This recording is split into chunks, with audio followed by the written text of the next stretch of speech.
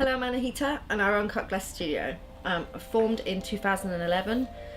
We cover all areas of architectural stained glass, including domestic restoration, bespoke design, and we also worked with contemporary artists and collaborate for pieces that go into galleries and art shows.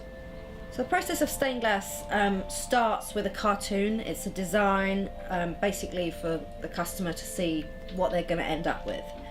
From that you can scale up with your cut line. This is basically the Bible to the window.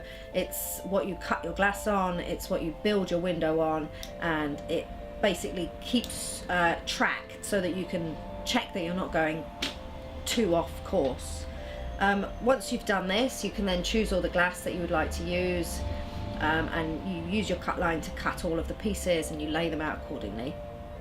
Once you've done that, you're ready to lead your window, and the leading process, something like this with the 5, is slightly more complex than usual. You will need to shape an outside piece of glass as best you can to your cut line and use as many pins and bits of lead to anchor it as you can as you go along. Then generally start at what would seem a logical point and just work out from there. Once you've kind of started slotting all your pieces together and you're putting the lead around, once you get to a final kind of point where you can see that the window is almost close to being finished and formed, you can put in your last few pieces and close the outside lead and put your last few pins down to hold it all in place. And then we're ready to solder. The soldering process starts with wire brush over the whole lead just to give it a good clean and make sure that there's good contact. Once you've done that, you can apply a flux. The one I use is tallow, which comes in and looks like a candle. It's made of animal fat, and that basically makes sure that the solder sticks to the lead. Once you've done that, get your soldering iron out and go for it.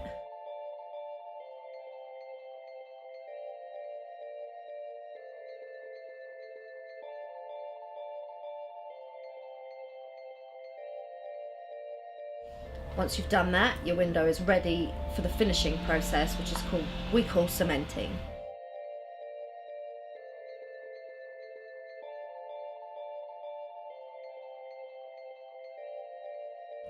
Basically just rub this in by hand with a brush, and making sure that you get it in every crevice that you can see. You've a space there to fill, and that's what the cement fills.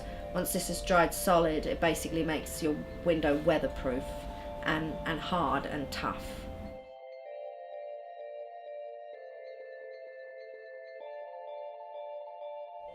So once you've finished applying your cement, you can then apply some whiting, and the whiting basically just speeds up the drying process.